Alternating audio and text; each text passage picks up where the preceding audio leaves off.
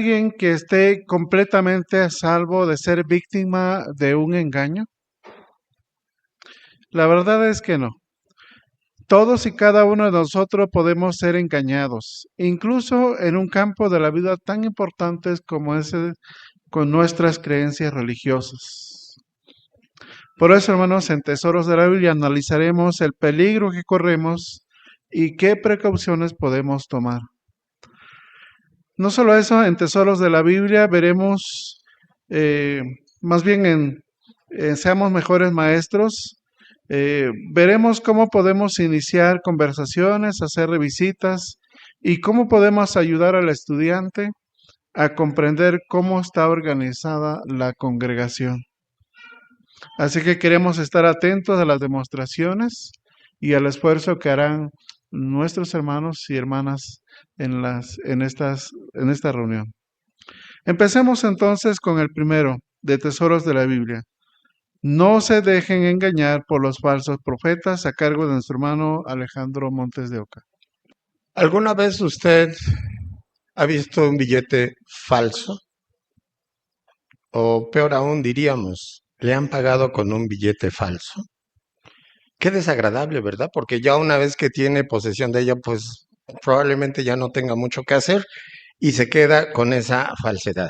Pero no nada más lo engañaron, lo timaron. En realidad le quitaron su dinero.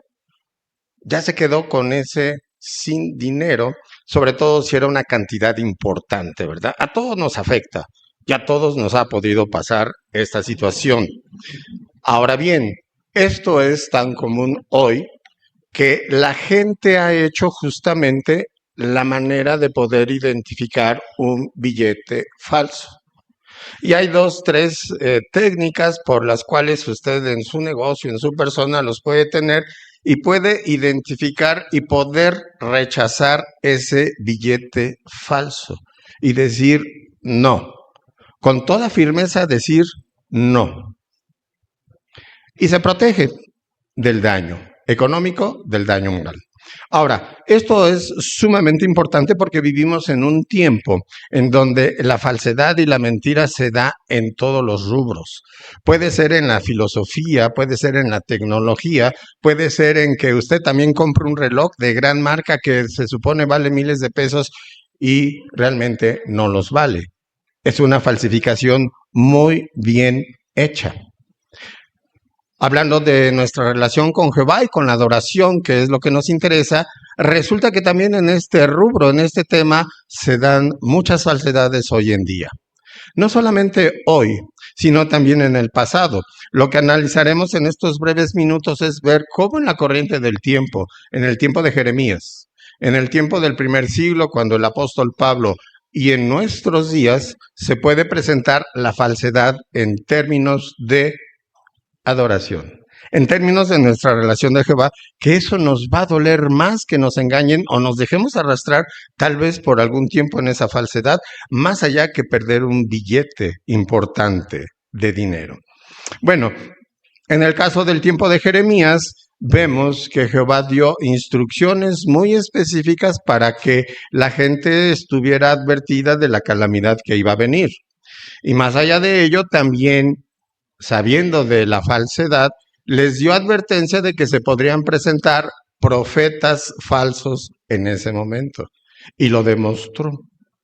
Y eso es lo valioso de que nosotros estemos estudiando la Biblia, su palabra escrita, porque eso nos da total seguridad y total firmeza de aferrarnos a la armonía que hay en la palabra de Dios y no dejarnos engañar. Abra su escritura, por favor, en el capítulo 26 de Jeremías, porque ahí se ve la clara advertencia que Jehová estaba dando a través de su vocero, de Jeremías, no de nadie más a través, sino en este caso concreto de Jeremías. Entonces podemos leer a partir del versículo 2 al versículo 6 del capítulo 26. Note cómo inicia. Esto es lo que dice Jehová. Y eso ya le pone sello y firma a las palabras que se están diciendo. Esto viene de Jehová. Esto no es a título personal. Ponte de pie en el patio de la casa de Jehová y háblale a toda la gente de las ciudades de Judá que vienen y note. para adorar en la casa de Jehová. Diles lo que yo te mandé, no te calles ni una palabra. La importancia de este punto es adorar en la casa de Jehová. Si no prestamos atención a estas palabras, entonces podríamos apartarnos de esa adoración verdadera. Si viviéramos en el tiempo de Jeremías. El versículo 4 entonces dice, esto es lo que dice Jehová. Si ustedes no me escuchan y no siguen mi ley que les puse delante, y no escuchan las palabras de mis siervos los profetas, a quienes les estoy enviando vez tras vez, y a quienes ustedes no han escuchado. Observan ahí también haciendo una pausa como si regresamos a nuestra introducción, billete falso. ¿Cómo identificarlo? Aquí Jehová está diciendo claramente, no escuchen las palabras de ellos, escuchen las palabras que estoy diciendo a través de mi profeta.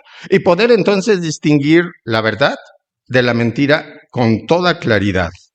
Ahora, si pasamos al versículo 27, justamente nos da más razones sólidas para poder identificar la falsedad, porque en los versículos 14 y 15 de este capítulo 27, Jehová claramente dice a través de Jeremías, no escuchen las palabras de los profetas que les dicen, ustedes no servirán al rey de Babilonia porque les están profetizando mentiras. Eso es lo que decían los profetas falsos, los enemigos de Jehová. No le hagan caso a Jeremías. Nosotros nunca vamos a servir al rey de Babilonia. No va a haber tal calamidad. Estamos haciendo lo correcto. Jeremías no tiene ninguna razón. El versículo 15, entonces Jehová enfatiza. Ellos están profetizando mentiras y noten, en mi nombre. Entonces, esto es una advertencia para nosotros porque en el nombre de Jehová, usando el nombre de Jehová o diciendo que se pertenece a la organización de Jehová, se pueden estar dispersando mentiras. Entonces, usted podría pensar que esto nada más fue en el pasado y que eso ya queda atrás y que queda para una enseñanza sólida para nosotros. Sin embargo, esa importancia de distinguir la verdad de lo correcto para acercarnos y pertenecer siempre o estar dentro de la organización de Jehová, nos es muy útil.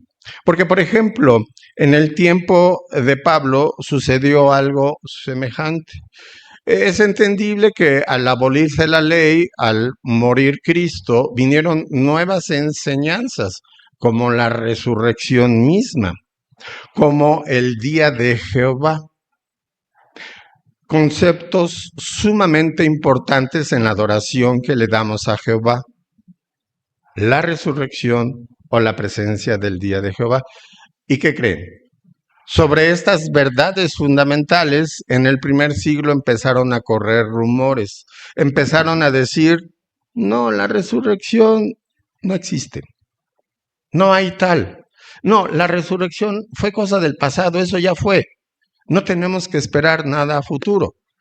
Esas enseñanzas se estaban infiltrando en el primer siglo y también en relación a la presencia de Jehová, diciendo los falsos profetas que la presencia de Jehová ya había sido. Entonces Pablo tuvo que intervenir directamente y por eso escribe a través de Timoteo para que lleve esta enseñanza a la congregación de Tesalónica que se había dejado llevar por esos rumores y decirles, sigan aferrándose al modelo de palabras sanas. Para nosotros esto, sigan aferrándose al modelo de palabras sanas es investigar, leer, estudiar y no conformarnos con que oímos por ahí o vimos por ahí y utilizar solamente el conducto adecuado que sería en este caso o Pablo o Jeremías o la organización de Jehová hoy en día. ¿Qué importancia es que nosotros comprobemos estos hechos? Porque, por ejemplo, si vemos la imagen que hoy se nos proporciona, podemos entender que en nuestro tiempo también pueden suceder estas cosas, porque ahí lo que se ilustra es lo que sucedió en la antigua Unión Soviética hace algunas décadas, no muchas, en donde se hizo circular una carta que parece que venía de la organización de Jehová y parecía que tenía el sello, la forma, el estilo de, pero la información era incorrecta. Y cuando usted note algo impactante, algo sensacional, algo que no está en armonía con lo que ha estudiado usted por años, deténgase. Gracias por la imagen. Deténgase y analice, observe, estudie, vea que hoy la tecnología, así como hace billetes falsos, como dijimos al principio, hace relojes falsos, como dijimos al principio, también adulteran la palabra de Jehová. Y con la tecnología, con la inteligencia artificial, con los medios que hay de Internet y las redes sociales, le pueden hacer llegar a usted información que no viene de la organización de Jehová. No va a perder 500 pesos o 500 dólares. Va a perder esa relación íntima con Jehová. Cuídese de los falsos profetas, cuídese de las mentiras, cuídese de la falsedad, porque Jehová solo utiliza a su organización para darnos el alimento correcto. Muchas gracias, hermano Alejandro Montes de Oca, por desarrollar este tema. Ahora vamos a continuar con Busquemos Perlas Escondidas y vamos a tener la oportunidad de comentar en la preparación que hemos llegado. Esto lo escucharemos o lo estará desarrollando nuestro hermano Oscar Santiago. Adelante, hermano. Muy bien, hermanos, vamos a ver qué perlas hemos encontrado en nuestra lectura de esta semana de los capítulos 26, 27 y 28 del libro de Jeremías. Pero antes vamos a responder la pregunta que viene de referencia. Busquemos Jeremías 26, 20 al 23. No sé quién lo quiera leer. Hermana Gris, por favor. Y también hubo otro hombre que profetizaba en el nombre de Jehová, Urilla, hijo de Semaya, de Curilla, Jerarim, que profetizó contra esta ciudad y contra este país con palabras parecidas a las de Jeremías. El rey de Joaquim, todos sus hombres poderosos y todos los príncipes oyeron sus palabras, y el rey decidió matarlo.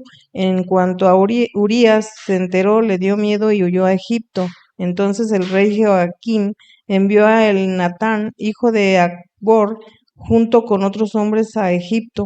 Ellos sacaron a Urilla de Egipto y se lo llevaron al rey Joaquim, quien lo mató con la espada y echó su cadáver en el cementerio de la gente común. Muy bien, hermana, muchas gracias. Ahora respondamos la pregunta. ¿Qué lección puede que Jeremías aprendiera de lo que le pasó a Urilla? Hermana Águeda, por favor, de Gama.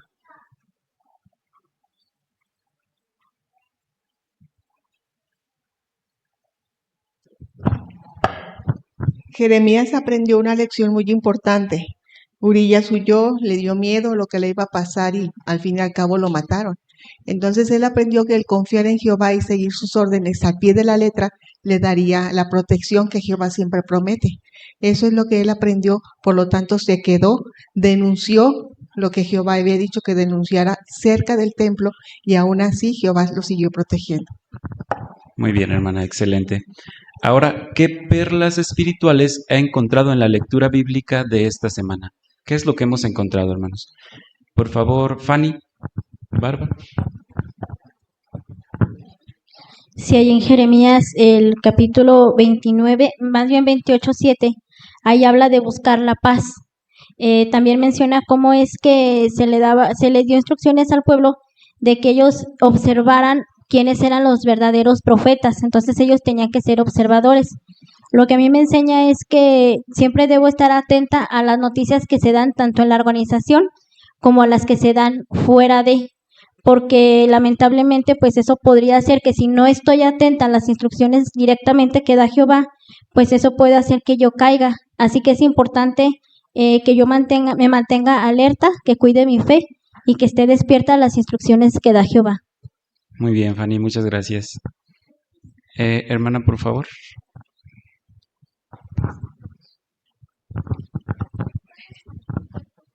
En Jeremías 28:11 aprendo una excelente lección de Jeremías. Ante las provocaciones, él no reaccionó con crueldad o violencia. Al contrario, él lo que hizo fue retirarse. Igualmente en la predicación, tal vez haya personas que nos puedan responder de manera agresiva o provocadora. Nosotros vamos a imitar a Jeremías, no perder ser valiente, pero tampoco vamos a enfrentarnos a discusiones acaloradas, más bien dejaremos la base para en otro momento haya una buena conversación con esa persona. Muy bien, hermana Marisa, muchas gracias. Laisa, por favor, Betancourt. De Jeremías 27 aprendo que a veces obedecer a Jehová nos hace destacar o vernos raros ante los demás, como cuando él traía puesto el yugo de madera. Hoy eso lo podemos demostrar de diferentes maneras, en detalles de nuestra vida, como no participar en chismes en el trabajo, la vestimenta, el corte de cabello, incluso en la forma en que me expreso sobre los demás. Jeremías me anima a llevar mi fe con naturalidad y sintiéndome orgullosa de ser testigo de Jehová. Muchas gracias, Laisa. Por favor, hermana Mireya de Alonso.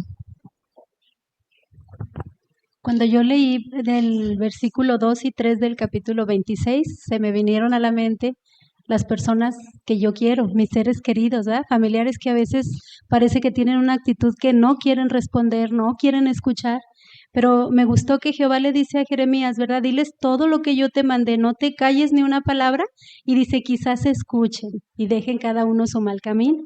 Y entonces eso me hace pensar a no perder la esperanza, ¿verdad? De hacer mi parte, seguir hablando en lo que se pueda, ¿verdad? Para que quizás más adelante eso sea lo que los motive a acercarse a Jehová. Muchas gracias, hermana Mireya. Hermano, por favor, Barroso.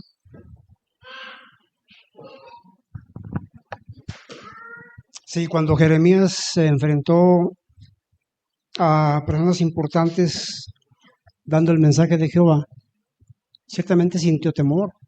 De hecho, ahí en el versículo 8 del capítulo 26, la gente importante le dijo a Jeremías, date por muerto. Entonces, estuvo cerca de morir varias ocasiones, pero Jehová lo ayudó y fue valiente. Nosotros cuando vamos a predicar, pues no, la gente no, a veces nos amenaza, pero no llega tanto, ¿verdad? Lo único que hacen es cerrar la puerta y decir no me interesa y ya, pero no pasa más. Pero lamentablemente en muchas partes del mundo, hermanos nuestros, pues sí, a veces arriesgan su vida, no porque quieran, sino porque las chusmas religiosas a veces atentan contra su vida. Y lamentablemente algunos han perdido la vida, ciertamente. Pero Jehová nos da la fortaleza para seguir adelante. A ellos también. Muy bien, hermano, muchas gracias. Hermana esposa de Alan, Cortés, de Cortés, por favor. En el capítulo 26, versículo 3, pude notar que cuando las personas cambian su forma de actuar, lo que Jehová piensa de ellas también puede cambiar. Excelente, hermana. Hermano Vicente Díaz, por favor.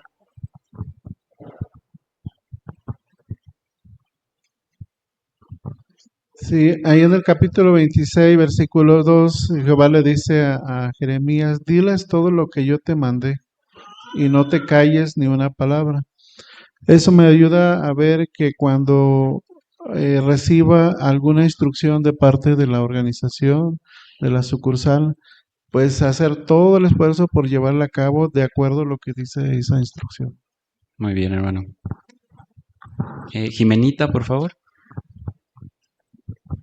Sí, en Jeremías 27, 9 al 10, debo de tener cuidado con los que afirman tener información sobre el futuro, que Jehová dejó claro que no debían escucharlos.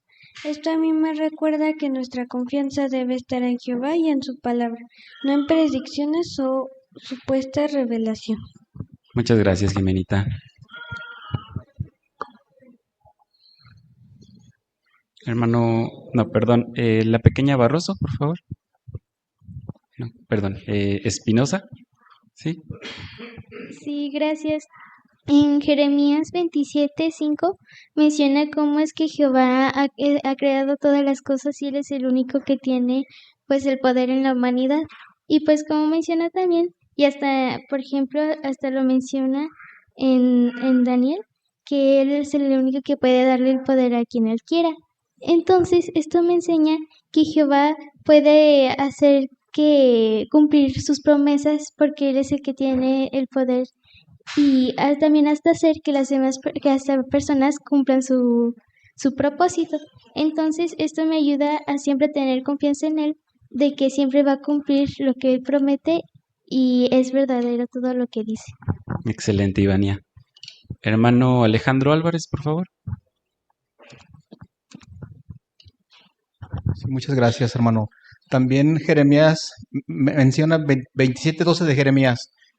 También Jeremías le dijo lo mismo al rey Sedequías de Judá: ponga su cuello bajo el yugo del rey de Babilonia y sírvale a él y a su pueblo, y entonces seguirán viviendo. Lo mismo que Jeremías le hablaba a los gobernantes, hoy mismo también se le habla a los gobernantes que se pongan bajo el yugo del Señor Jesucristo, hermano. Muchas gracias, hermano. Hermano Betancourt, por favor.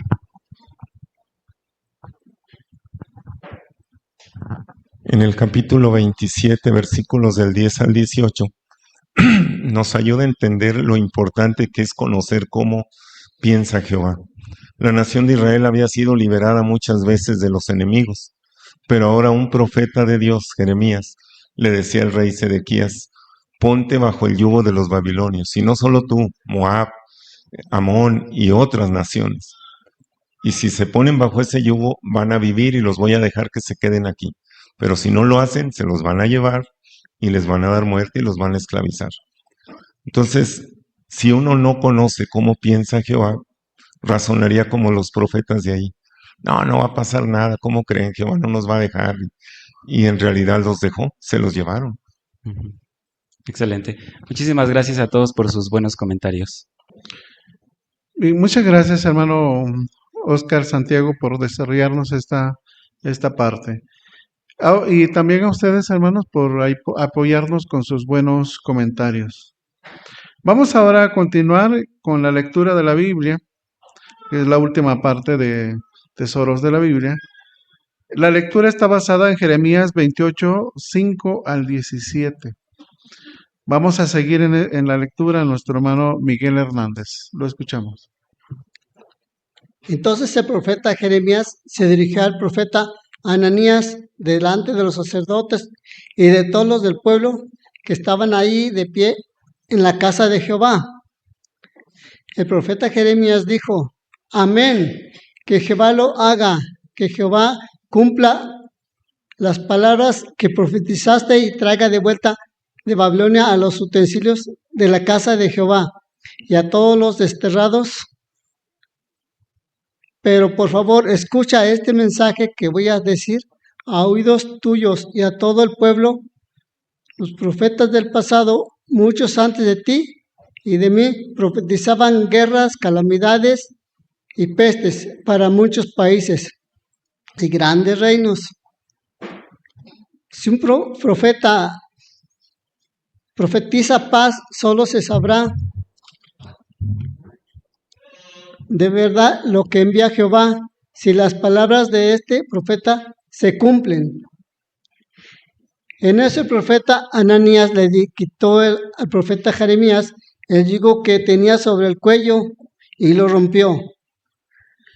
Ananías entonces dijo delante de todo el pueblo: esto es lo que dice Jehová: asimismo voy a romper dentro de 2 años el yugo del rey Nabucodonosor de Babilonia y a quitárselo del cuello a todas las naciones.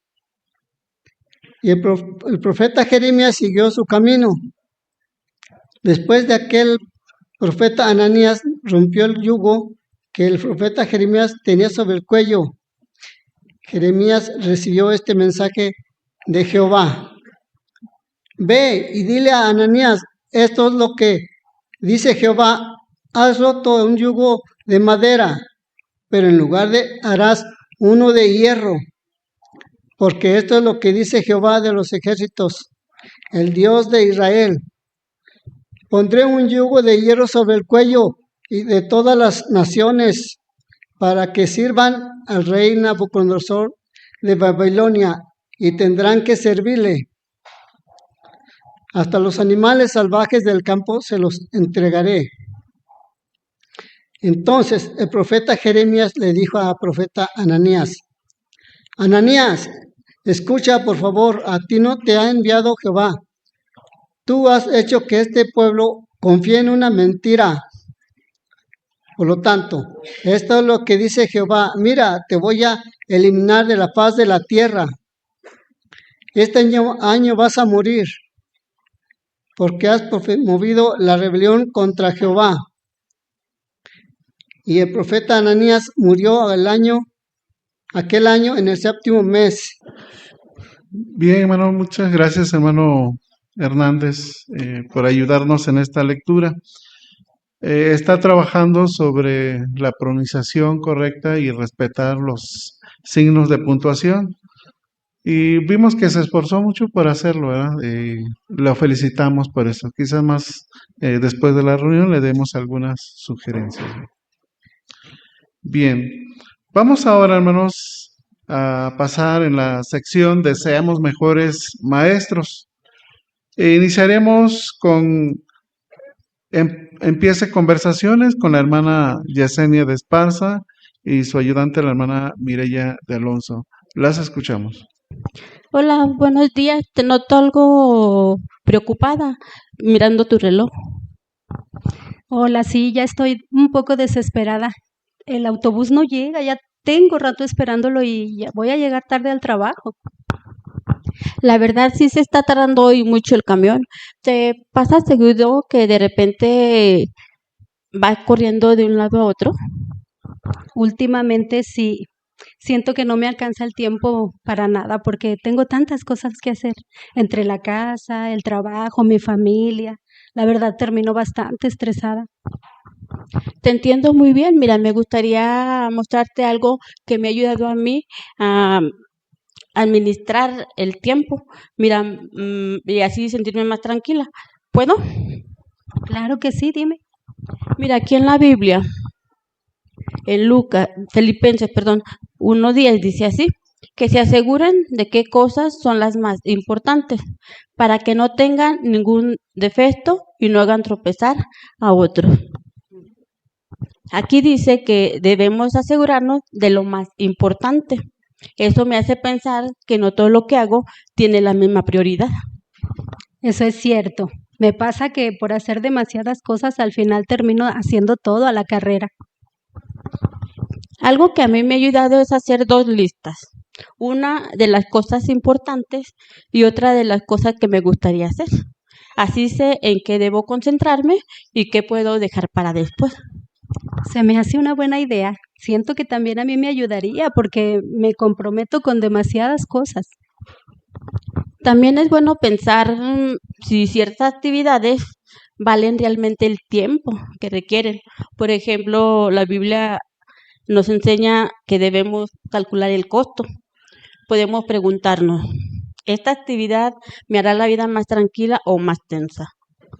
No había pensado en eso. Siempre digo que sí a todo y obviamente termino arrepintiéndome. Fíjate que a mí también me pasaba, pero los consejos de la Biblia me han enseñado a poner en primer lugar lo que es más importante para mí, aunque tenga muchas cosas que hacer. ¿Sabes? Nunca me imaginé que la Biblia hablara de este tema. Me interesa saber más. Claro que sí, aquí estoy los martes y los jueves a esta misma hora, pero ¿qué te parece si seguimos platicando después? Yo me llamo Yesenia, con quien tengo el gusto. Sí, sí me gustaría. Yo soy Mireya. Por cierto, mira, ahí viene mi camión. Por fin. Gracias por acercarte. Me diste mucho en qué pensar. Con gusto, mira, que tengas un bonito día y que te vaya bien. Igualmente. Bien, muchas gracias, hermanas, por ayudarnos en esta demostración, hermana Yesenia de Esparza y la hermana Mireya.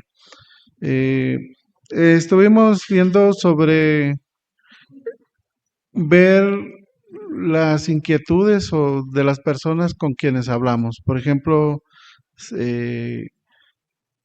como dice una obra de amor, en mostrar interés sincero es preguntarnos qué está haciendo la persona, qué dice en su ropa, su apariencia, su vivencia, sobre sus creencias o su cultura. ¿Es apropiado hablarle de ese tema o va deprisa? Como lo vimos en la demostración, pues estaba esperando, así que pudo platicar y aprovechó ese tiempo que le daba por esperar el camión, ¿verdad? Muchas gracias, hermanos, por ayudarnos a ver cómo podemos iniciar conversaciones de esa manera. Gracias, hermano. Vamos ahora a pasar en la siguiente parte, que es hacer revisitas. Está a cargo de nuestra hermana Dolores Arellano y su ayudante, nuestra hermana Laura Hernández. Vamos a escucharla. Laurita, qué bueno que ahora sí la pude encontrar. He venido varias veces a buscarla y no me toca. Yo sé que anda ocupadita con lo de su mamá y es que me quedé muy preocupada por cómo se sentía la vez pasada. De hecho, pensé en traerle algunos textos que la pudieran fortalecer cuando está usted tan angustiada. ¿Cómo sigue su mamá? Cuénteme. Una disculpa, Lolita, sí, he andado muy ocupada. Pues los problemas siguen. Mi mami sigue muy enferma. La hemos estado llevando a constantes consultas al médico. Como ves, yo tengo mi problema del pie, la tengo que estar bañando, la tengo que estar moviendo. Es muy difícil. Y para variar, se me enfermó mi esposo. Lo tuvimos que hospitalizar. No me podía partir en dos, así es que contratamos una enfermera. Nos salió carísimo, no teníamos el dinero y pues tuvimos que pedir un préstamo. Han sido varias dificultades, en serio, sufro de insomnio, traigo depresión, no sabe, hermana, cuántas cosas me han pasado. Ay, Laurita, sí, me puedo imaginar lo difícil que es, ¿verdad? Pero fíjese que Jehová, que nos comprende completamente, Él quiere enseñarnos o darnos a conocer que Él va a acabar con el sufrimiento para siempre. Y eso nos puede ayudar a aguantar mientras se cumplen sus promesas, ¿no le parece? Por eso le traigo algunos textos. ¿Le gustaría que leyéramos uno de los que le traje? Sí, me parece muy bien. Mire, es el Salmo 34, 17 al 19. Aquí está. Dice, los liberó de todas sus angustias. El 18 dice, Jehová está cerca de los que tienen el corazón destrozado, salvo a los que están hundidos en el desánimo. Y el 19 dice, muchas son las dificultades del justo, pero Jehová los libera de todas ellas. Mira, este último me ha llegado mucho al corazón, me ha dado mucha fortaleza y ánimo para seguir adelante. En serio, muchas gracias por escucharme, Lolita. Ay, pues es algo que Jehová Dios nos dice, ¿verdad? Que tenemos que ayudar y tenemos que compartir estas promesas. Y le gustaría, ¿cómo ve que pudiera platicarnos sobre esto la próxima semana? ¿Cómo ve si la puedo visitar? Claro que sí, me parece muy bien. Me pasa su número y nos ponemos de acuerdo, ¿sí? Bien, muchas gracias, hermana Arellano, por ayudarnos a ver qué hay que hacer cuando una persona nos platica sobre sus inquietudes. ¿Qué hay que hacer cuando alguien pues se extiende, ¿verdad? Que extiende su plática o nos cuenta, ¿verdad? Lo que le está pasando. Bueno, ahí vimos que no la interrumpió, como dice el folleto Una obra de amor, no la interrumpió, la escuchó y le leyó algunos textos bíblicos que le dieron ánimo. Bueno, ¿qué nos enseña eso? Bueno, que lo mismo puede sucedernos cuando predicamos de casa en casa o cuando nos encontremos a una persona así. Bueno, la sugerencia es escucharlas, ¿no? Y no cambiarles el tema. Muy bien, muchas gracias, hermano. Vamos ahora con la parte número 6, haga discípulos. Eso está a cargo de nuestra hermana Gabriela Barba y su ayudante, nuestra hermana Karen Vargas. Las escuchamos. Karen, pues hoy nos toca la lección sobre cómo está organizada la congregación y como tú ya has asistido a varias reuniones, seguro que varias de las cosas que vamos a analizar en esta ocasión te van a resultar familiares, como por ejemplo quiénes cuidan de la congregación, quiénes dirigen la reunión O por ejemplo, cuando has visto el broadcasting, ¿tú podrías decir quién nos da el alimento espiritual al tiempo debido? Sí, sí los ubico. Sí, ¿verdad? Es el cuerpo gobernante. Bueno, Karen, para empezar, la Biblia dice en 1 Corintios 15:33 que Jehová es un Dios de orden. Entonces, al observar cómo se llevan a cabo las reuniones, ¿tú has notado ese orden? Sí, totalmente. Veo que al inicio y al terminar la reunión, pues es puntualmente. Y también cuando los hermanos participan enfrente en la plataforma, pues están muy organizados. Sí, así es, Karen. ¿Alguna vez también, perdón, te has preguntado quién coordina toda esta actividad a nivel mundial? Sí, de hecho, sí es una de las preguntas que me he hecho. ¿Quién toma las decisiones y quién dirige tantas congregaciones? Es una buena pregunta. Para saber quién está realmente al mando, me gustaría que leyeras Efesios 5:23, por favor. Sí, dice, Cristo es cabeza de la congregación. Entonces, según el texto, ¿quién es realmente la cabeza de la congregación? Es Cristo, es decir, Jesús. Así es. La congregación no pertenece a ningún hombre ni está dirigida por una persona. Más bien, como leímos, Jesús es su cabeza. Ahora bien, ¿cómo dirige Jesús las actividades de sus seguidores por toda la tierra? Pues me imagino que utiliza algunas personas para dirigir la organización. Exactamente, Jesús utiliza un grupo de ancianos con experiencia que forman el cuerpo gobernante. Ellos coordinan la obra mundial y proporcionan dirección espiritual a todas las congregaciones. Pero hay algo importante, ellos no se consideran los líderes de la congregación, siempre buscan la guía de la Biblia y se someten a la autoridad precisamente de Jesús. Eso me parece interesante porque en realidad ellos tienen una gran responsabilidad. Exacto. Ahora quizás te haya surgido otra pregunta. Los hermanos que ves que están dando discursos o atienden diferentes responsabilidades en el salón, ¿qué función cumplen? Pues precisamente quería preguntarte eso. ¿Son ellos los que dirigen la congregación local? Sí, Karen, son los ancianos de la congregación. Mira, para entender mejor su función, por favor, lees 1 de Pedro 5:2. Sí, dice, pastoreen el rebaño de Dios que está a su cuidado, sirviendo de superintendentes. No lo hagan por obligación, sino de buena gana ante Dios. Tampoco lo hagan por amor a ganancias deshonestas, sino con empeño. Entonces, según leíste, ¿cuál es la principal responsabilidad de los ancianos? Es pastorear y cuidar de la congregación. También dice que deben hacerlo de buena gana, o sea, de corazón. Así es, ellos no están para ejercer autoridad sobre los demás, más bien para cuidar, enseñar y animar a los hermanos. Pero hay un detalle interesante que podemos notar. ¿Cuánto cobran por realizar esa labor? Eso sí me llamó la atención, que dice el texto que no lo hacen por dinero. Así es, los ancianos no reciben un salario por servir a los hermanos, lo hacen por amor a Jehová y a los mismos hermanos. También cuentan con la ayuda de los siervos ministeriales para atender varias tareas.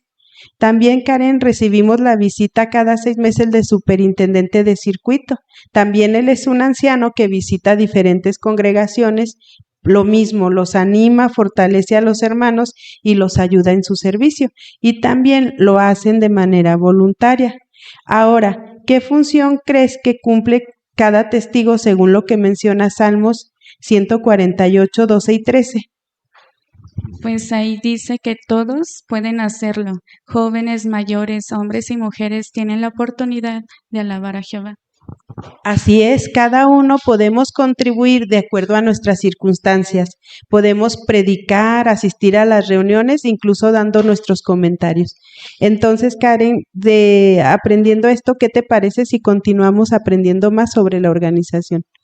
Muchas gracias, hermanas, por ayudarnos a ver cómo podemos ayudar al estudiante a entender nuevas ideas, como por ejemplo las que estuvimos viendo aquí en esta demostración.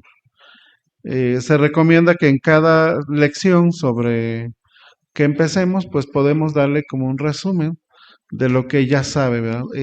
Para que comprenda mejor la siguiente lección. Así que le agradecemos, hermana, por su buen desarrollo a esta demostración. Bien, hermanos, así hemos concluido con Seamos Mejores Maestros. Vamos a entrar a nuestra vida cristiana. Ahora vamos a cantar la canción número 16. Los que puedan ponerse de pie y puedan hacerlo, cantemos la canción número 16. Vamos a continuar, hermanos, con el estudio bíblico de la congregación y vamos a dejar a nuestro hermano Carlos Alemán y su lector Elías Villalobos. Un hombre que siempre habló de Jehová, un hombre fiel. ¿De quién le estoy comentando? Nada más y nada menos que un gran amigo que tuvo Jehová. Y en este libro, para esta lección, queremos que todo prestemos la debida atención. En este capítulo 4 vamos a hablar nada más y nada menos que de Abraham. Por eso vamos a pedirle a nuestro hermano Villalobos que por favor lea la narración. Jehová le hizo una promesa muy especial a su amigo Abraham, una promesa que cambiará el rumbo de la historia. Le dijo, te convertiré en una gran nación. También le mostró a Abraham la hermosa tierra en la que viviría esa gran nación.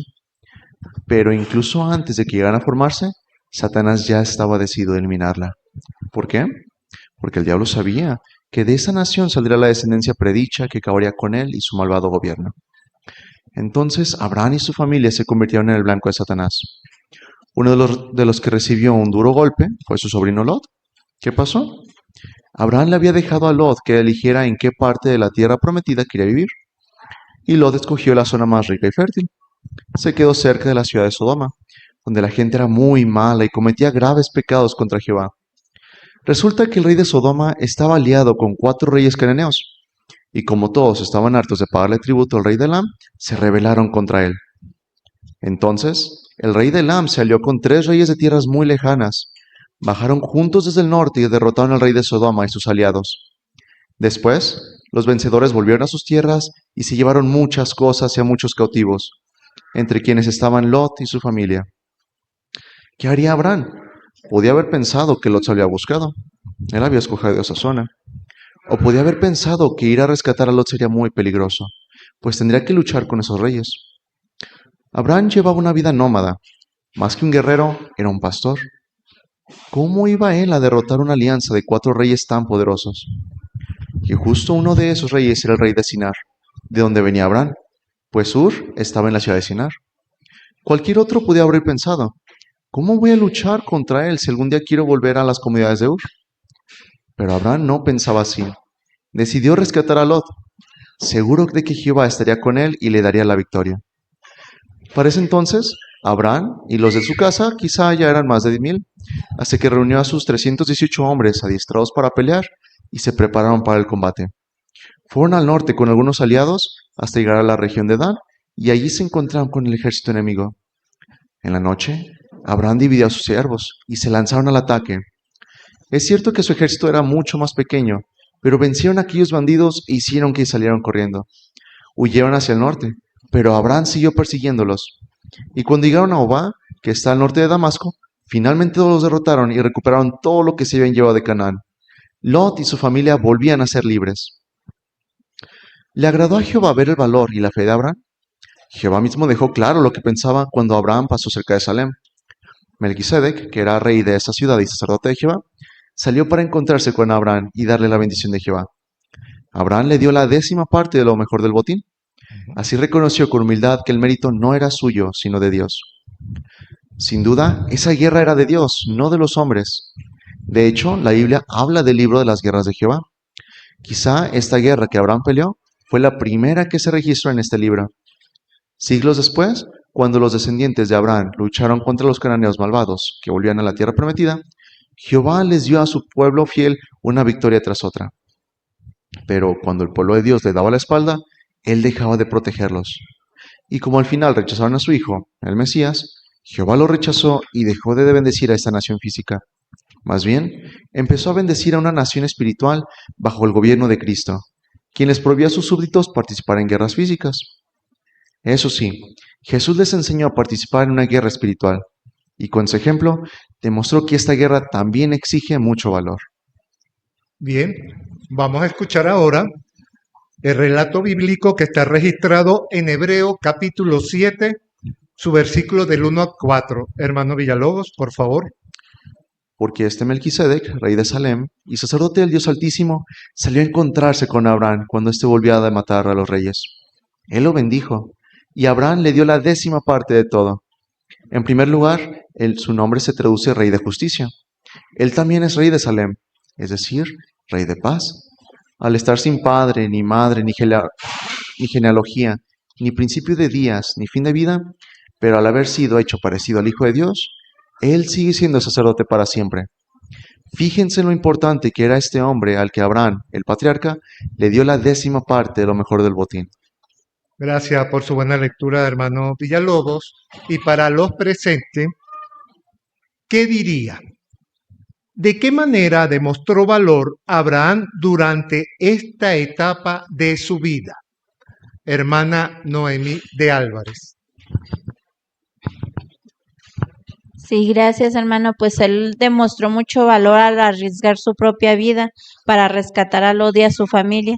Aunque se enfrentaba a 4 reyes poderosos y tenía un ejército mucho menor, pues él no permitió que el miedo lo paralizara. Él confió plenamente en Jehová. Bien, gracias. Vamos a ver, Florecita.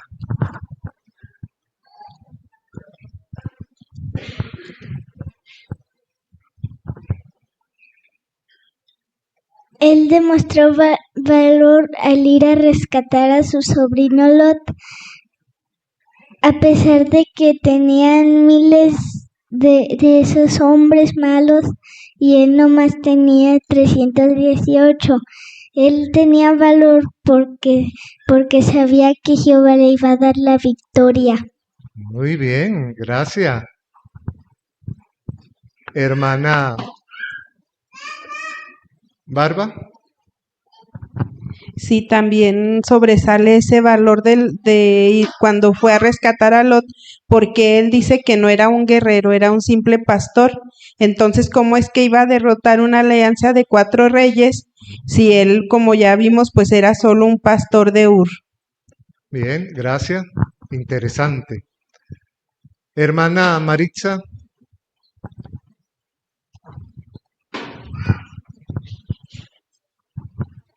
Y también se requería muchísimo valor de parte de Abraham porque se iba a enfrentar a un enemigo poderoso que era Satanás. Satanás, al ver que de él vendría la descendencia prometida, trató de muchas maneras de acabarla, de destruirla. Así que de tal manera es que Abraham tuvo que ser muy valiente y confiar en Jehová para que la promesa de Jehová se cumpliera. Muy bien, gracias. Seguimos. Investigue un poco más. Vamos a ver qué pudieron investigar. ¿Cómo demuestra la arqueología la exactitud de este relato? ¿Cómo lo demuestra? ¿Qué pudieron investigar? Hermana de Barroso.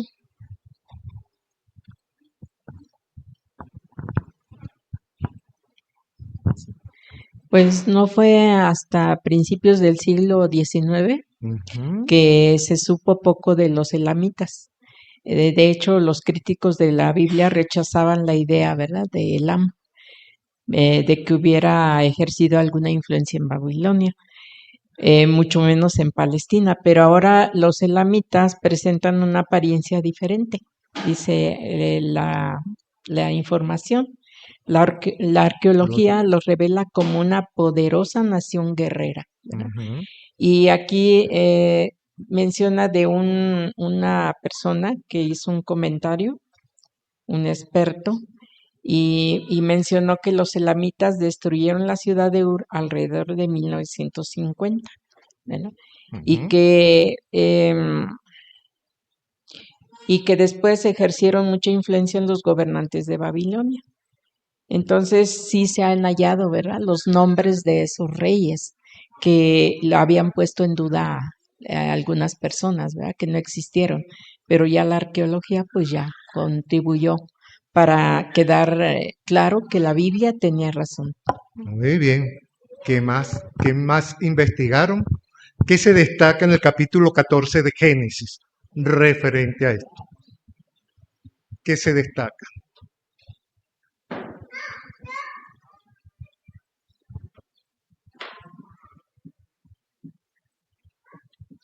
Lo dice la misma información. Hermana Guerrero.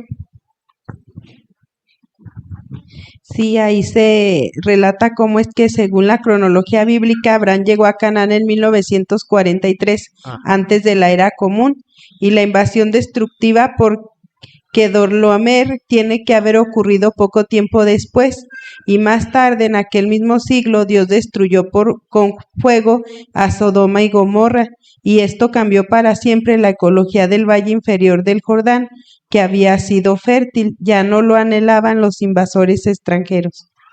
Muy bien, gracias. Seguimos entonces. Segunda pregunta de investigar un poco más. De acuerdo con la descripción que hace la Biblia, ¿dónde se encontraba probablemente Sodoma y Gomorra? ¿Dónde se encontraba? Hermano Gama. Se encontraba al sur del Mar Salado o Mar Muerto. Muy bien. ¿Y qué pruebas hay de ello? Según la información, hermana de Bartolo. Génesis 13, 10 al 12 dice que estas ciudades estaban bien regadas como el jardín de Jehová, y se puede ver que en la actualidad pues también hay abundante vegetación en la llanura situada a lo largo de la costa sudoriental, y también que se puede cultivar trigo, cebada, dátiles y vides, y que las grandes cantidades de betún y sal que se encuentran especialmente en esa zona meridional encaja pues con el relato de Sodoma y Gomorra, ¿verdad?, que se convirtió en sal. Gracias por su respuesta, hermano Vicente Díaz.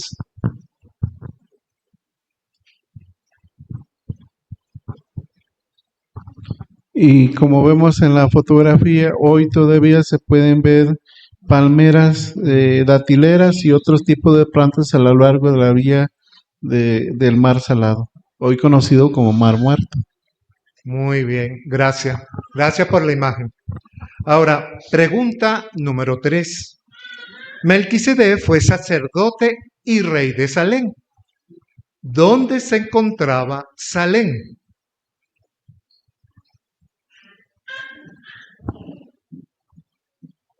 Hermana Noemí de Álvarez. Sí, gracias, hermano. Pues se encontraba probablemente en la zona de Jerusalén. La Biblia pues relaciona a Salem con la llanura baja del rey que estaba pues cerca de Jerusalén, y además pues el nombre de Salem aparece incorporado en el nombre de Jerusalén. Muy bien, así es. Gracias. Siguiente pregunta, número 4. ¿Cómo representó Melquisedec a Jesús? ¿Qué podrían decir? Hermana Icha Barroso.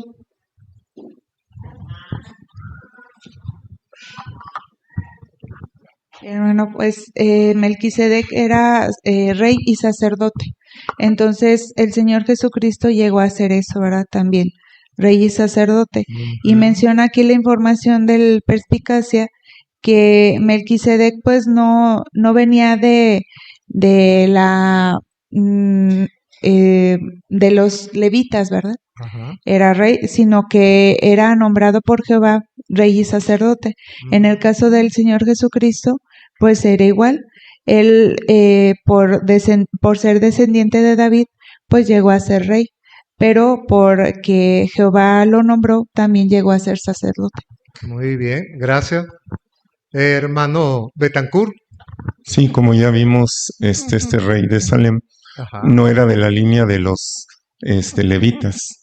Jesús tampoco. Jesús era de la tribu de Judá. Pero a ambos Jehová los escogió para que sirvieran como reyes. Y hasta la fecha, Jesús es el rey del reino. Muy bien. Hermana Paulina. Gracias, como ya se mencionó, ¿verdad? Era muy diferente al sacerdocio arónico. Ajá. Y este era muy superior, porque también se cumple la promesa de Jehová en el Salmo 110:4, donde le dice que él ha jurado que él iba a ser por tiempo indefinido ese sacerdote, a la manera de Melquisedec. Es decir, ellos no lo hicieron por herencia de Aarón, sino que ellos fueron elegidos directamente por Jehová. Muy bien. ¿Qué podemos decir de la imagen que está puesta ahorita? Acá, Mireya.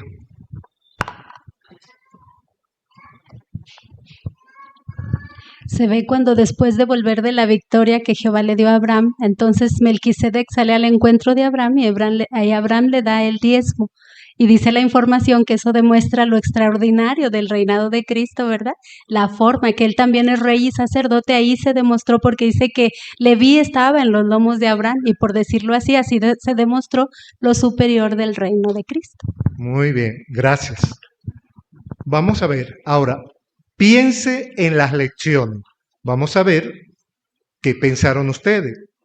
Abraham dejó que Lot se quedara con la mejor parte de la tierra. ¿Cómo podemos imitar a Abraham cuando tratamos con nuestra familia? Hermano Gama. Pues en ocasiones hay que ceder, ¿verdad? Porque eso fue lo que nos enseña aquí, cómo Abraham tuvo que ceder con respecto a Lot, y eso mismo a veces nosotros necesitamos hacer dentro de la familia. Si no son cosas demasiado importantes, podemos ceder. Muy bien. Hermano Montes de Oca. También podemos imitar a Abraham porque Abraham había recibido una comisión directa de Jehová. Abraham había sido designado directamente por Jehová y entonces podría él haber pensado que él tenía más derecho a esa elección porque él tenía una comisión y por lo tanto así podría seguir. Habría una mentalidad de superioridad, de yo tengo derecho, de yo tengo más razón de. Y entonces eso nos muestra un gran ejemplo de que nunca debemos de pensar, aunque tal vez las circunstancias sí me favorezcan, sentirme superior a otros, sino ceder. Muy bien, gracias. Ahora, ¿cómo podemos imitar a Abraham cuando tratamos con los hermanos? Nosotros. Hermano Vargas.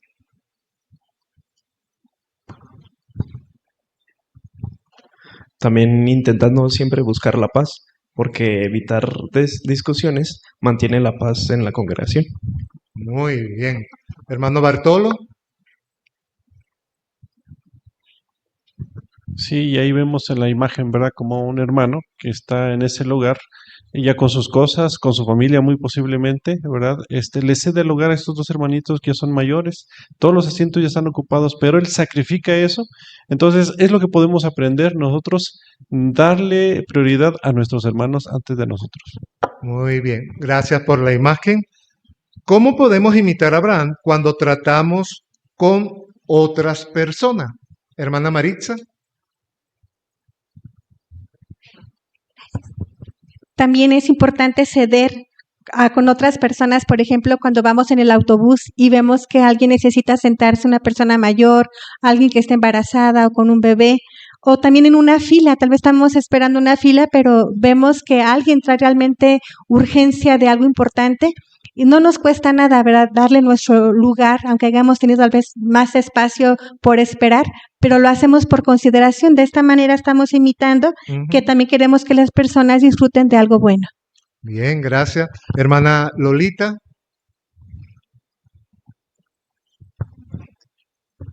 En los tratos comerciales, pues tener muy presente que llevamos el nombre de Jehová, ¿verdad? Y a veces hay ocasiones en las que hay alguna pérdida. y la persona puede quedar incómoda y con un mal testimonio si nosotros no pensamos en el beneficio personal, sino eso Jehová Dios lo puede retribuir. Nosotros lo más importante sería dejar bien el nombre de Jehová. Y es que hay un salmo que dice, feliz es la persona que, aunque tenga pérdida, o sea, lo asume, ¿verdad? Muy bien, gracias. ¿Algún otro comentario que tiene cómo imitar a Abraham con otras personas? Hermano Gama. Por ejemplo, cuando vamos manejando a veces hay gente muy desesperada y que se mete con el automóvil o la motocicleta, pues podemos en ocasiones ceder, ¿verdad? Para evitar algún accidente. Muy bien. Seguimos entonces.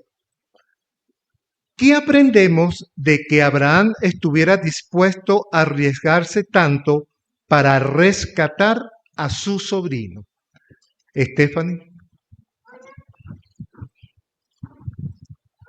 Sí, algo que me llama la atención es que la zona que Lot había escogido era muy peligrosa y Abraham pudo haber pensado, pues todo lo que está ocasionando él se lo buscó porque él ahí quiso. Sin embargo, el valor y el amor principalmente que él le demostró, a mí me enseña cómo es que a veces podemos ver más los defectos de los demás. En el caso específicamente de la familia, a veces somos en lo personal tan jueces que nos olvidamos de las cualidades que tienen o incluso del amor que nosotros les tenemos. Así que el ejemplo de Abraham me enseña que más que ver los errores o el por qué, las consecuencias de lo que les pasa, el valor del amor es lo que sobresale de este relato. Muy bien. Hermana de Esparza. También aparte de su valor de Abraham que él demostró, también aparte de su amor, porque obviamente amaba a su sobrino, podemos aprender cómo es que Abraham confió plenamente en Jehová. Por eso fue, podríamos decirlo, atrevido. Él tenía una cantidad pequeñita de hombres de guerra y aún así fue contra un ejército enorme. No fue por impulso, él confiaba plenamente en Jehová, por eso él sabía que iba a ganar esa situación. Aparte de su valor, su amor, fue su confianza en Jehová. Bien, gracias. Hermana Mireya. Un detalle más que me hablan de la confianza tan grande que tenía en Jehová fue que se habló de que uno de los reyes contra los que Abraham iba a ir a pelear era el rey de Sinar, de donde era la ciudad de Ur, de donde había salido Abraham. Y decía la información que Abraham pudo haber pensado, no, pero si un día necesito volver, ¿cómo? Si voy a pelear contra él. Pero ahí se ve que no tenía ese temor él, porque confiaba plenamente en Jehová, por eso se arriesgó a ese grado. Muy bien, gracias. Hermana Maritza.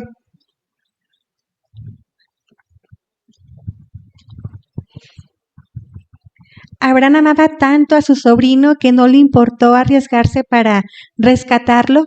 Igualmente, si vemos que algunos de nuestros hermanos están en peligro, espiritualmente hablando, se requiere también el que nosotros nos arriesguemos. El tal vez ir a hablar con él va a implicar mucho valor, el decir algún peligro en el que se encuentra. O si está muy desanimado, tal vez vayamos y no nos quiera ni siquiera abrir la puerta.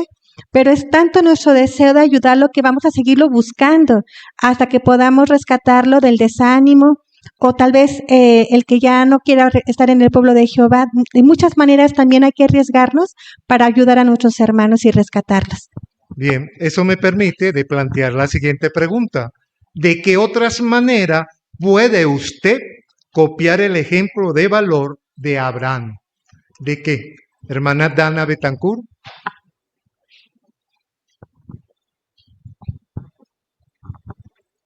En Génesis 14:20 vemos que después del triunfo Abraham le dio todo el crédito a Jehová de una manera humilde. Entonces, pues su ejemplo me demuestra que la verdadera valentía no depende de mi capacidad personal, sino de contar con el apoyo de Jehová y así después de enfrentar una prueba debo de agradecer y reconocer que fue gracias a Jehová.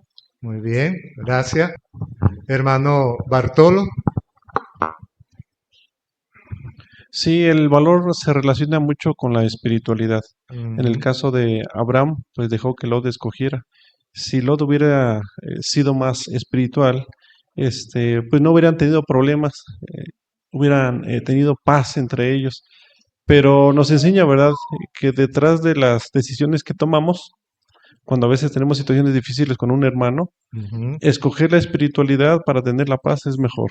En el caso de los jóvenes que van a buscar pareja, ¿verdad?, buscar la espiritualidad en una pareja, en un hermano o hermano, es lo mejor que puede haber. Si no, luego hay problemas. Muy bien. Hermana Olga, gracias. Sí, también podemos aprender cómo aún así Abraham nunca dudó que Jehová satisfaciera todas sus necesidades y las de su familia. Él consideraba a Jehová el ser más importante de su vida y eso le dio valor para obedecer sus mandatos.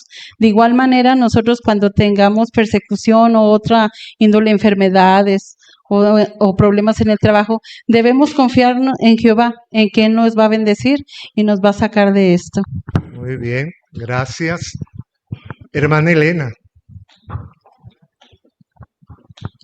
Sí, aquí podemos aprender que Jehová le agradó al ver el valor y la fe que tenía Abraham cuando se enfrentó en todas situaciones y fue bendecido. Así es. Ahora bien, vamos a ver el cuadro completo. ¿Qué me enseña este relato sobre Jehová? Jimena.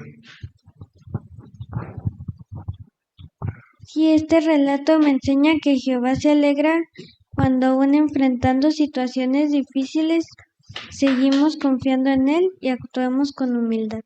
Muy bien. Hermana Sara. Sí, a mí me enseña que Jehová no abandona a sus siervos cuando toman malas decisiones. En el caso de Lot, él eligió vivir cerca de Sodoma, aunque eso implicaba un peligro espiritual. Pero aún así, cuando se encontró en peligro, Abraham estuvo dispuesto a rescatarlo y contó con la ayuda de Jehová. Entonces eso me ayuda a ver que Jehová nos ama tanto, que nos muestra misericordia y nos sigue ayudando, aun cuando pasamos por problemas que nosotros mismos nos buscamos. Muy bien. Hermano Villalobos. Aunque como testigos no vamos a la guerra, o no vamos a conflictos, no quiere decir eso que seamos cobardes. Al contrario, la valentía es una cualidad que Jehová premia, pero hay que ser valientes con propósito. Bien, gracias. Hermana Noemi. Sí, gracias, hermano. También vemos y me enseña a mí que Jehová pues se fija en las buenas cualidades de sus siervos, como es la fe, la humildad, la generosidad y el amor por los demás. Muy bien, gracias.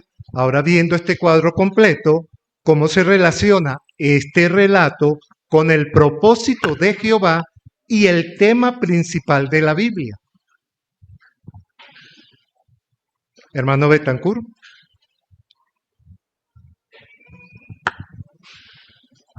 Jehová le había hecho la promesa a Abraham, que de ahí vendría la descendencia, no descendencias en plural, sino la descendencia, Cristo. Y para que esto se lograra, pues tenía que sobrevivir Abraham. Entonces, Jehová lo protegió y lo eligió bien, porque fue un hombre de fe, obediente y con mucho amor a Jehová. Muy bien. La última pregunta. Viendo este cuadro completo, ¿qué me gustaría preguntarle a Abraham y a Lot cuando resuciten? Una pregunta personal. Vamos a ver aquí la hermanita Espinosa. Sí, pues por ejemplo, Lot pudo haber pensado muchas cosas cuando lo capturaron.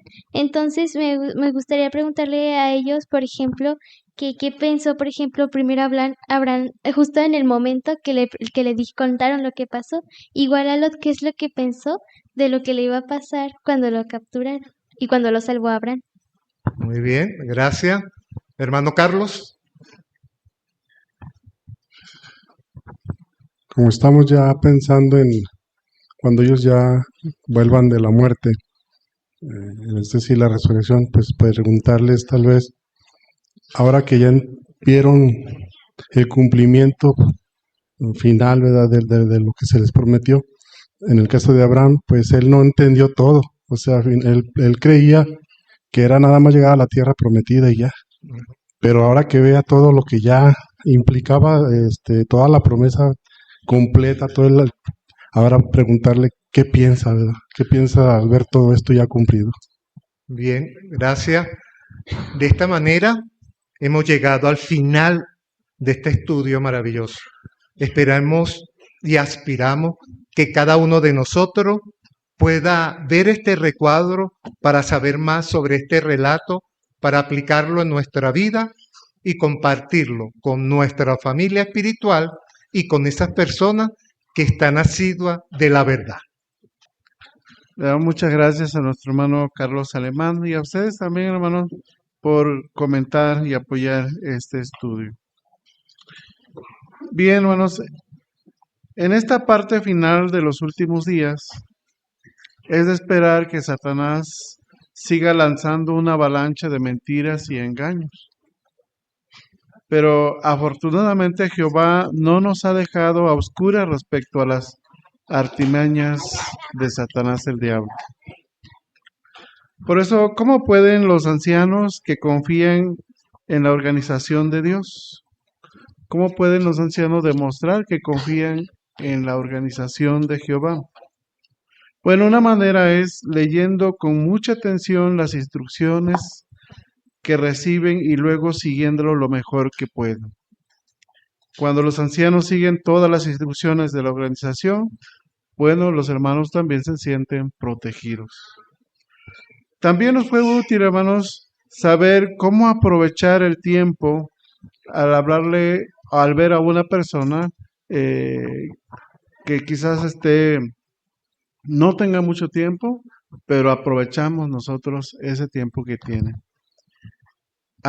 También vimos lo útil que no es ignorar a las personas, no ignorarlos, escucharlos y ayudar a los nuevos o a los estudiantes a conocer cómo está organizada la congregación. Bien, seguramente ustedes también, hermanos, tienen de lo que hemos analizado, pues tienen algo de lo que se han llevado en esta reunión. Hermana Olga de Padilla.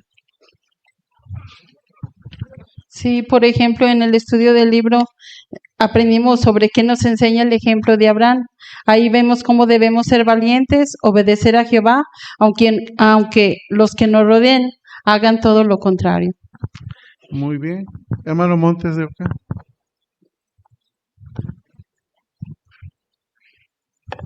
Esa situación de ser pastores y convertirse en guerrero no fue fácil y me enseña que no solamente Abraham fue valiente, sino también todos ellos que confiaron en Jehová y en Abraham, y que cuando yo crea que no tengo los elementos suficientes para salir adelante en los problemas, Jehová me va a compensar esas carencias. Muy bien. Hermana de Gama, la escuchamos. En el capítulo 28 me gustó mucho el razonamiento que Jeremías hizo con el falso profeta Ananías. Eso me hizo ver que cuando voy al ministerio, el razonar con las personas también puede servir de mucho. Primeramente adorna el mensaje, derribamos razonamientos falsos y se desenmascara a los falsos profetas. Muy bien, muchas gracias. Seguramente todo eso nos va a ayudar mucho. ¿Qué veremos en la próxima semana? Se hablará de la disciplina. Y una pregunta que hace ahí es, ¿cómo debemos reaccionar cuando Jehová nos disciplina? El tema, Jehová llena de esperanza a sus siervos, que se estará considerando nuestra vida cristiana. Veremos cómo esta cualidad, la esperanza, contribuye a mejorar nuestra salud, a luchar contra el desánimo. Así que los invitamos a estar presentes en nuestra próxima reunión. Solo tenemos un anuncio, hermano. Nuestra hermana Sara de Barroso Ramírez ha sido nombrada precursora regular. Bienvenida, hermanas, a la fila.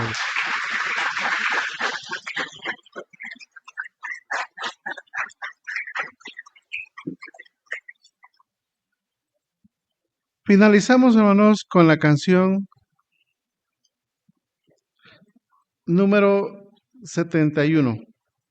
Este lleva por título Somos los guerreros de Jehová. Y al finalizar, nuestro hermano Miguel Padilla nos hará la oración.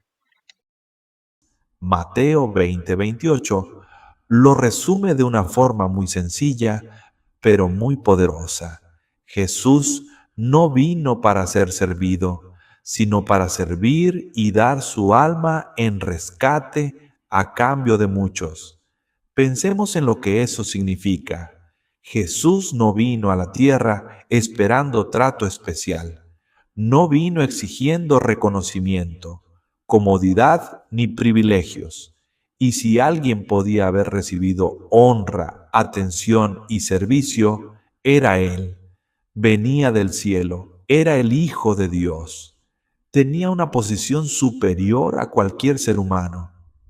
Pero su actitud fue totalmente distinta. Jesús vino a ponerse al servicio de otros. Vino a ayudar, a enseñar, a sanar, a consolar, a cargar con el cansancio de la gente y finalmente a entregar su vida por nosotros. Esa forma de vivir no fue un detalle aislado de su ministerio. Fue la marca de toda su vida en la tierra.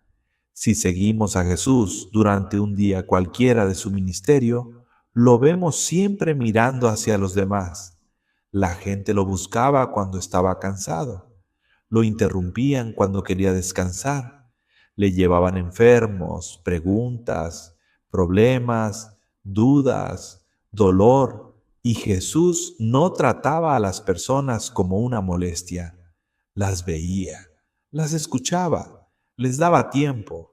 Eso nos ayuda a entender que su servicio no fue una actuación religiosa, era lo que tenía dentro. Servía porque amaba de verdad. Ya conocemos el ejemplo del lavamiento de los pies, registrado en Juan capítulo 13 versículos 5, 14 y 15. Aquel gesto sigue siendo el modelo eterno de humildad cristiana. El Señor del universo, arrodillado con una toalla y un lavabo, lavando los pies polvorientos de sus discípulos. Con aquella acción, Jesús estaba estableciendo el estándar para todos los que quieran servir en su nombre. Nadie está por encima de las tareas humildes. Nadie es demasiado importante para servir de manera práctica a otros. Esa escena del lavamiento de los pies sigue incomodando al orgullo humano, porque Jesús no dio esa lección desde un trono, ni con un discurso largo sobre humildad. La dio desde el suelo, con una toalla en la mano, y ahí queda una pregunta que uno no puede evitar hacerse. Si Jesús pudo agacharse para servir, ¿quién soy yo para sentirme demasiado importante para ciertas tareas? En la congregación, la verdadera espiritualidad no siempre se ve en lo que uno dice desde una plataforma, sino en lo que está dispuesto a hacer cuando nadie lo está aplaudiendo. Y quien reconoce esto ha entendido el corazón del cristianismo. Hay otro momento que ayuda a entender muy bien cómo pensaba Jesús sobre el servicio. En Marcos 10, 35 al 45, Santiago y Juan se acercaron a él con una petición bastante atrevida. Querían ocupar los lugares de mayor honor cuando Jesús recibiera su gloria, uno a su derecha y el otro a su izquierda. No era una petición pequeña. En el fondo, estaban pensando en posición, reconocimiento y prestigio. Cuando los otros 10 apóstoles se enteraron, se molestaron mucho, pero probablemente no era solo porque Santiago y Juan hubieran pedido algo incorrecto. Es posible que también les incomodara que ellos se hubieran adelantado. Esa reacción dejó al descubierto que el problema no estaba solo en 2 apóstoles. Había una forma de pensar que todos necesitaban corregir, Entonces Jesús los llamó y les explicó algo que iba totalmente en contra de la manera de pensar del mundo. Les dijo que los gobernantes de las naciones se imponen sobre los demás, buscan autoridad y quieren estar por encima. Pero entre sus discípulos no podía funcionar así. El que quisiera ser grande tenía que servir, y el que quisiera ser el primero tenía que hacerse esclavo de todos. Y para que no quedara como una simple enseñanza bonita, Jesús se puso a sí mismo como ejemplo. Él, el Hijo del Hombre, no vino para ser servido, sino para servir y entregar su vida como rescate. Con esas palabras, Jesús desmontó la ambición desde la raíz. Les mostró que en la congregación cristiana la grandeza no se mide por el puesto que alguien ocupa, sino por cuánto está dispuesto a servir con humildad. Qué paciente fue Jesús en ese momento. Pudo haberlos reprendido duramente porque estaban discutiendo sobre posiciones mientras él iba camino a entregar su vida. Pero en vez de humillarlos, los enseñó. Les mostró otra manera de pensar. En el mundo, muchos suben pisando a otros. En la congregación, el que de verdad quiere ser útil aprende a bajar, a escuchar, a servir, a ponerse disponible. Jesús no estaba formando hombres que buscaran puestos, estaba formando pastores. Pero, tristemente, no todos siguen ese ejemplo. La historia de la humanidad, incluso dentro del pueblo de Jehová en el pasado, tiene casos dolorosos de personas que hicieron exactamente lo contrario. Y uno de los más notables está en las escrituras hebreas, Absalón, hijo del rey David. Su historia está en 2 de Samuel, capítulo 15. Absalón era guapo, muy guapo. La Biblia dice en 2 de Samuel, capítulo 14, versículo 25, que en todo Israel no había hombre tan hermoso como él, y él lo sabía. Además de eso, era hijo del rey, tenía prestigio automático, dinero disponible, contactos poderosos y una posición social envidiable. Sin embargo, todo aquello no le bastaba. Absalón quería más, quería el trono, y quería llegar a él por sus propios medios, sin esperar que Jehová le concediera algo que probablemente nunca le tocaría. Ahí empezó el problema de Absalón. No supo vivir con lo que ya tenía. Tenía apariencia, posición, oportunidades y nombre. Pero cuando el corazón no está satisfecho, nada alcanza. Siempre quiere más atención, más influencia, más control. Y eso puede pasar de una forma muy silenciosa. Una persona puede empezar queriendo ayudar, pero poco a poco empieza a querer ser indispensable, ser consultada, ser admirada, ser vista como la solución. Por eso esta historia no está en la Biblia solo para hablar de un príncipe rebelde. Está para que revisemos qué estamos alimentando dentro. Vale considerar cómo se comportó Absalón durante los años en que preparaba su golpe. 2 de Samuel, capítulo 15, versículos 1 al 6, describe con detalle su estrategia. Se preparó una carroza y caballos, y 50 hombres que corrían delante de él. Cualquiera que lo viera pasar quedaba impresionado por aquella apariencia real. Después, cada mañana, Absalón se levantaba temprano y se paraba junto al camino de la puerta de la ciudad. Ahí donde llegaban las personas que iban a presentar demandas legales al rey David. Absalón las abordaba con simpatía calculada. Les preguntaba de dónde venían, escuchaba sus quejas y les decía: «Mira, Tu caso es bueno y correcto, pero no hay quien te oiga de parte del rey. Después les añadía con estudiada humildad: Ah, si me constituyeran a mí como juez en la tierra, entonces vendría a mí todo hombre que tuviera controversia o caso legal, y ciertamente le haría justicia. Cuando alguno se acercaba a saludarlo con reverencia, Absalón lo alcanzaba con la mano, lo tomaba y lo besaba. Este gesto era completamente inusual en un príncipe de la corte. Los príncipes esperaban que la gente se inclinara ante ellos. Absalón hacía lo contrario, fingía cercanía, fingía familiaridad, fingía preocupación por las personas comunes. Y así, versículo 6 lo dice claramente: Absalón robaba el corazón de los hombres de Israel.